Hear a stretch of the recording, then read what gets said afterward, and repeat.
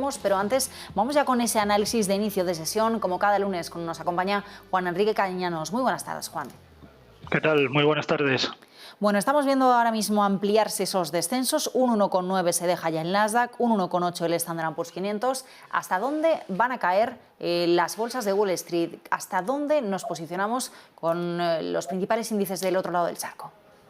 La verdad que está siendo una sesión sumamente complicada. Es verdad también que los principales índices siguen generando cifras muy negativas y sobre todo en base a las últimas referencias macroeconómicas, y ya no solo eso, sino también noticias que vamos conociendo por parte de Estados Unidos y también por parte de Europa, en los cuales vemos cómo la evolución del consumo, la evolución de esas principales referencias macroeconómicas no son para nada positivas, y esto lógicamente hace mella muy importante en los mercados, sobre todo también que tenemos ahora mismo un dólar en máximos que no se han visto desde hace 20 años, lo cual lógicamente también es un problema para el mercado exportador y también es un problema lógicamente para el mercado europeo en el corto plazo. Si a todo esto le sumamos la situación coyuntural, salida de pandemia, salida de crisis, medidas que no vienen o que no llegan por parte de la Reserva Federal o por parte del Banco Central Europeo, lo que tenemos ante nosotros ahora mismo es un poco un conjunto, ¿no? Un mejunje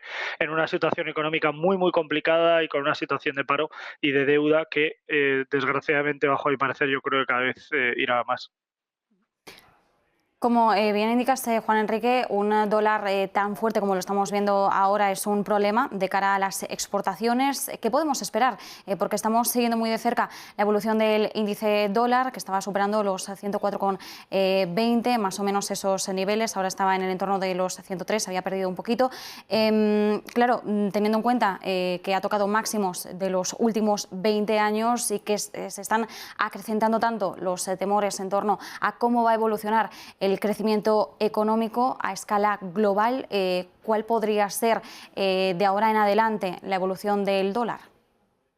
A ver, yo creo que tanto para el corto como para el medio plazo, mientras no se tomen medidas adicionales a las ya citadas, a las que hemos visto con mucha especulación sobre una nueva modificación de tipos por parte de la Reserva Federal, mientras no haya medidas adicionales, lo hemos comentado también semanas atrás en este programa, la situación seguirá siendo problemática y seguirá siendo muy débil, tanto para los mercados de renta variable como para el mercado de divisas. No creo que haya ahora mismo un activo dentro de la renta variable que pueda verse beneficiada de toda esta situación, salvo lógicamente el sector financiero, pero que necesita también medidas adicionales.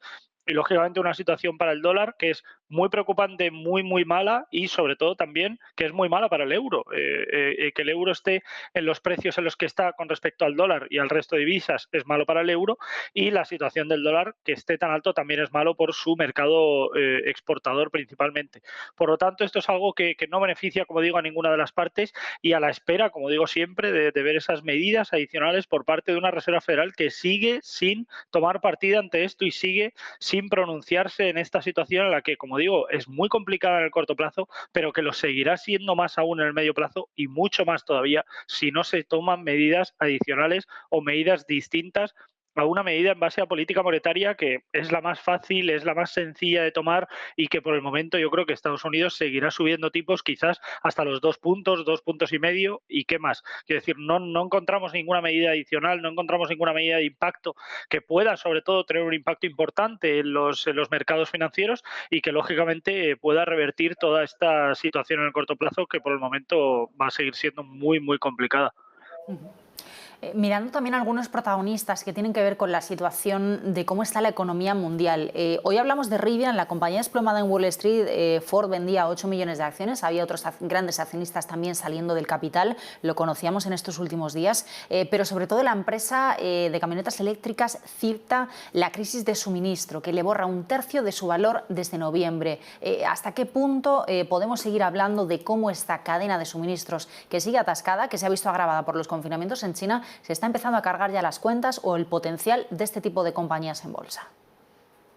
Vemos que este impacto no es nuevo, me refiero, en este sector y para esta compañía sí que es nuevo, pero no en general en la economía o no para otros sectores. Hemos visto cómo ha habido otras compañías que se han visto especialmente perjudicadas por esta situación de suministros. Lo hablábamos y lo veíamos con el tema de los chips para bueno, distintas partes tecnológicas, y esto lógicamente tiene un impacto muy negativo. China sigue haciendo mucho daño, pero es un poco, yo creo, ventajista, ¿no? O egoísta decir que se oye mucho, ¿no? En los mercados se oye mucho y se ve mucho en prensa digital, se ve mucho en radio, en televisión, que China la está liando, que China está contrayendo la economía mundial, que China está haciendo esto y lo otro.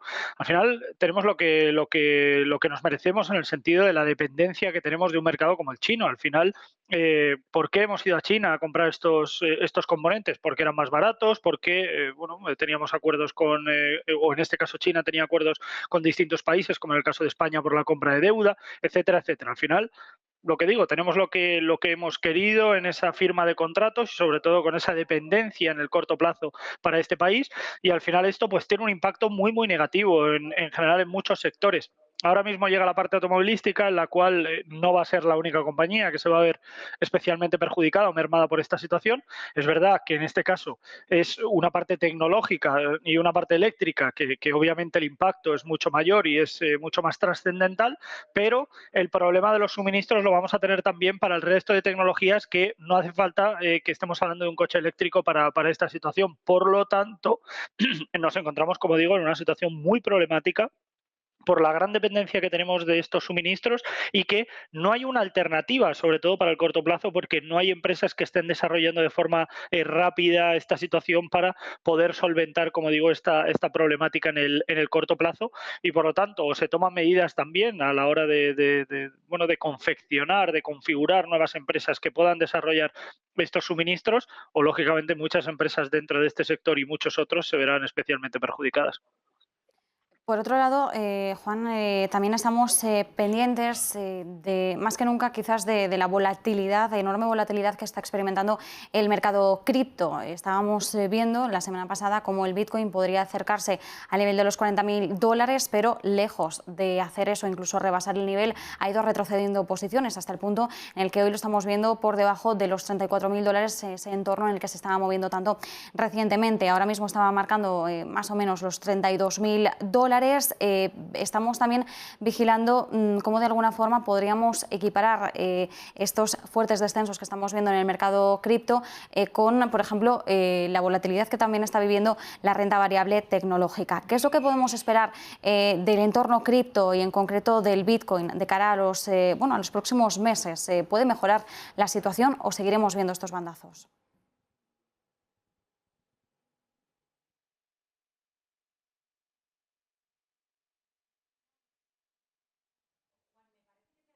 Sin querer, no te estamos escuchando. A ver si puedes revisarlo. Ahora.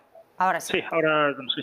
Decía que en este caso hemos visto referencias de grandes riquezas, de grandes empresarios y grandes financieros a nivel mundial, los cuales han hecho referencia a que no querían o no veían la oportunidad, en este caso, de comprar Bitcoin, a no ser que el precio de esta criptomoneda bajara incluso a los $25.000 por cambio, y que lógicamente esto también tiene un impacto muy negativo. Hemos visto cómo los precios en general, las principales criptomonedas han caído muchísimo. En el caso del Bitcoin veíamos caídas desde el entorno de los 40.000, de los 35.000, ahora perdiendo el entorno de los 34.000, muy cerca de perder también los $33.000, y a la espera de ver nuevos movimientos. La volatilidad aumenta, en este caso de forma bajista para las criptomonedas, a la par y en este caso de la mano con el aumento de la volatilidad para los mercados, los cuales vamos viendo cómo en el caso del VIX, la jornada de hoy sube más de un 10% en estos momentos, situándose en los 33,20, y esto obviamente hace que nos encontremos en un escenario problemático, en un escenario con muchas dudas, con mucha incertidumbre, y que lógicamente esto, como digo siempre, puede tener un impacto muy negativo en general para los mercados de renta variable. En el caso de las criptomonedas, nada me induce a pensar que podamos ver un giro o un cambio, en este caso de tercio, al menos en el corto plazo. Podremos seguir viendo caídas, pérdida de los 33, veremos a ver una vez que se acerque a esos $30.000 si en definitiva consiguen retomar posiciones y volver de nuevo a escalar peldaños, pero por el momento la tendencia sigue siendo claramente bajista. Veremos a ver si esos mínimos anteriores en el entorno de los 33.000, 32.800 funcionan como zona de soporte y dan algo de estabilidad a los precios de la criptomoneda principal. De no ser así, lógicamente, el resto irán también un poco al rebufo de toda esta situación y la tendencia, como digo, por el momento seguirá siendo bajista. Pues nos quedamos con esa tendencia bajista también en el caso de las cripto. Tenemos todo rojo hoy, este lunes en el mercado. Juan Enrique Cadiñanos, como siempre, muchísimas gracias. Hasta la semana que viene. Gracias a vosotros, un placer y buena semana.